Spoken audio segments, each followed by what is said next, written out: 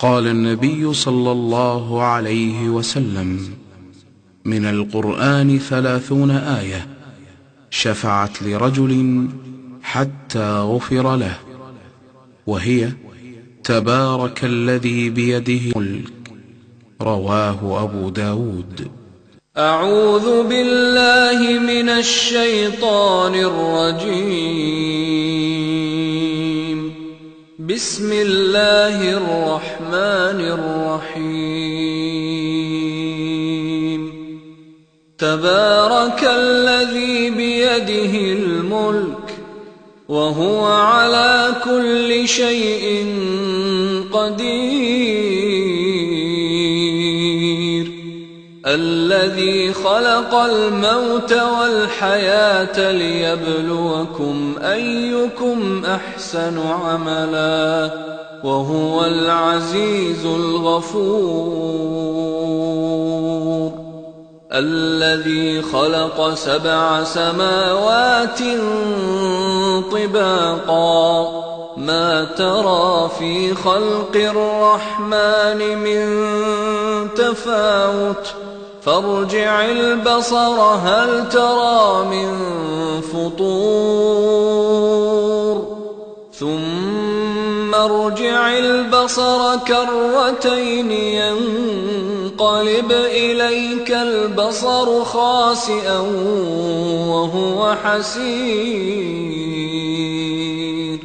ولقد زينا السماء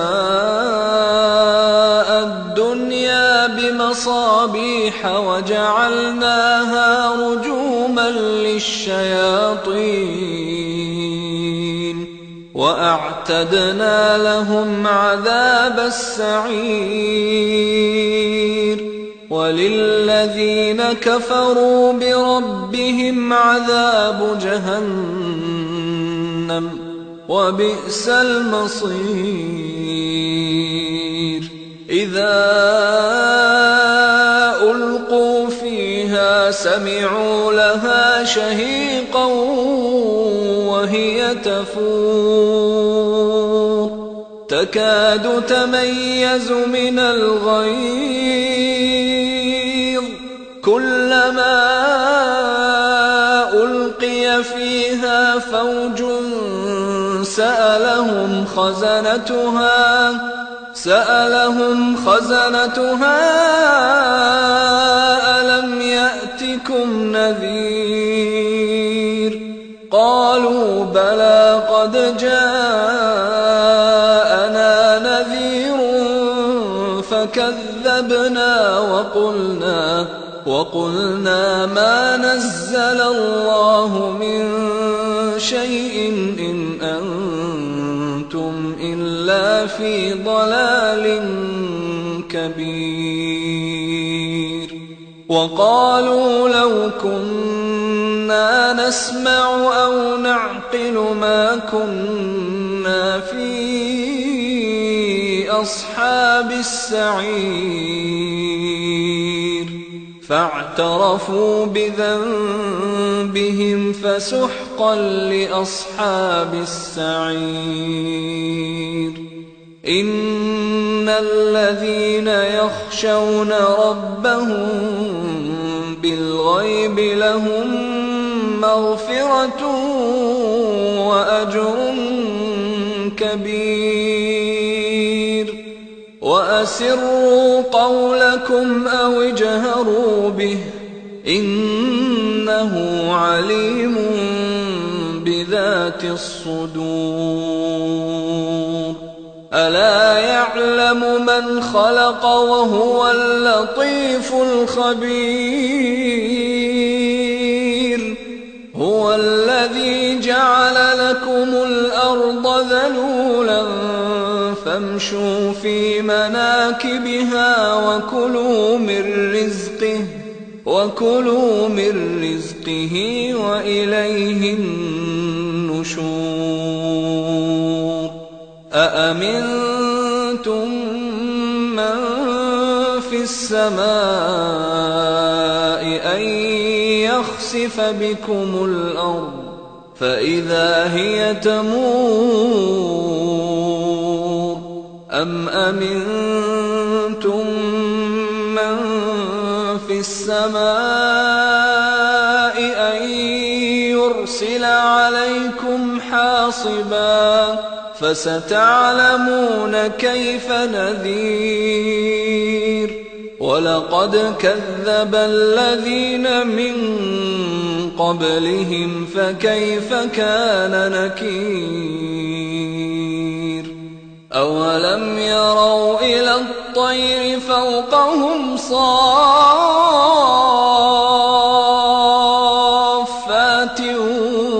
ويقبضن ما يمسكهن إلا الرحمن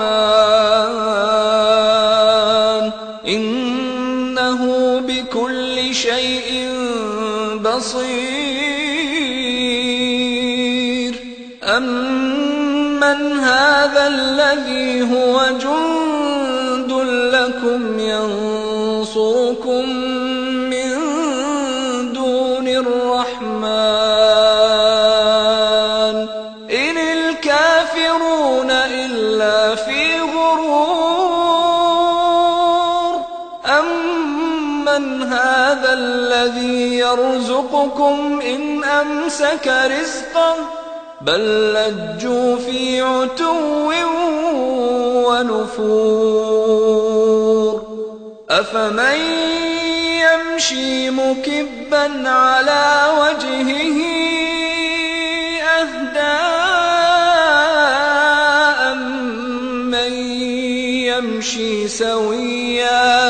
أمن يمشي سويا على صراط مستقيم قل هو الذي أنشأكم وجعل لكم السمع والأبصار والأفئدة قليلا ما تشكرون قل هو الذي ذرأكم في الأرض وإليه تحشرون ويقولون متى هذا الوعد إن كنتم صادقين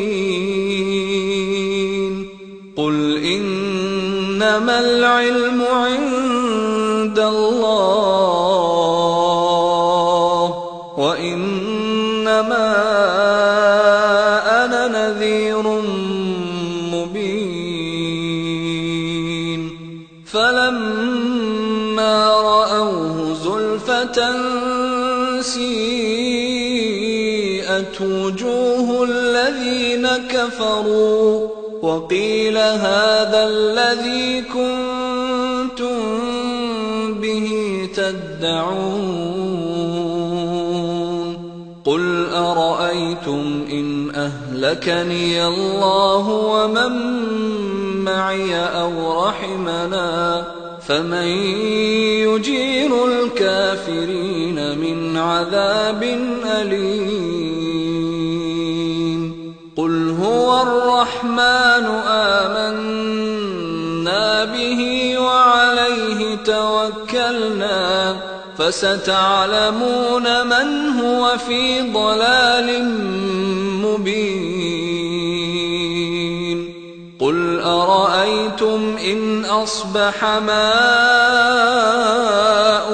غورا فمن يأتيكم بماء